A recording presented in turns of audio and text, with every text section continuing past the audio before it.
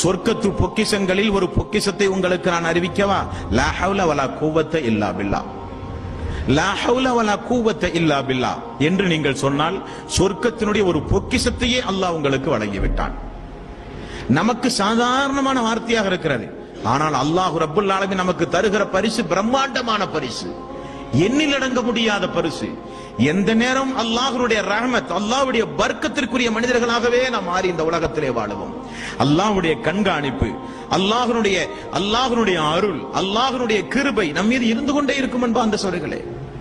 ரசூல் ஸல்லல்லாஹு அலைஹி வஸல்லம் அவர்கள் இந்த திக்ரை எதற்கெல்லாம் பயன்படுத்தினார்கள் தெரியுமா? ஃபாத்திமா ரலியல்லாஹு அன்ஹா அவர்கள் ஒரு நாள், அல்லாஹ்வுடைய தூதரே, என் அருமை தந்தையே, வீட்டு வேலைகள் எல்லாம் செய்து எனக்கு கடுமையான கஷ்டம் ஏற்பட்டு விட்டது, கைகால் எல்லாம் வலி ஏற்பட்டு விடுகிறது.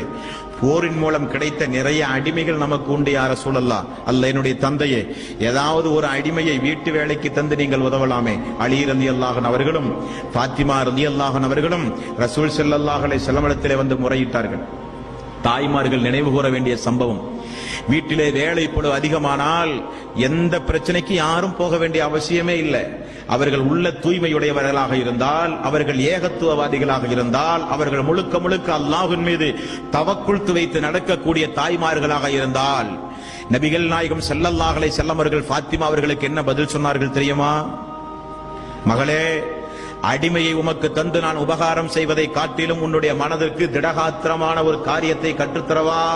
சுபஹானல்லாஹ் 33 முறை, அல்ஹம்துலில்லாஹ் 33 முறை, அல்லாஹு அக்பர் 34 முறை.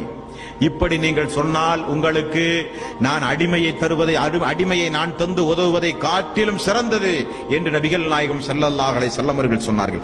வார்த்தையினுடைய கனப்பரிமாணத்தை புரிந்த ஃபாத்திமா ரலியல்லாஹு அன்ஹா அவர்கள் அந்த வார்த்தையை தன்னுடைய வாழ்வில் அடிக்கடி சொல்லிக் கொண்டே இருந்தார்களாம். சிரமம் ஏற்படும் பொழுது, கஷ்டம் ஏற்படும் பொழுது. இப்படிப்பட்ட திக்ருகள் உங்களுக்கு கேட்க சாதாரணமாக இருக்கும். யூனுஸ் அலைஹிஸ்ஸலாத்து வஸ்ஸலாம் அவர்கள்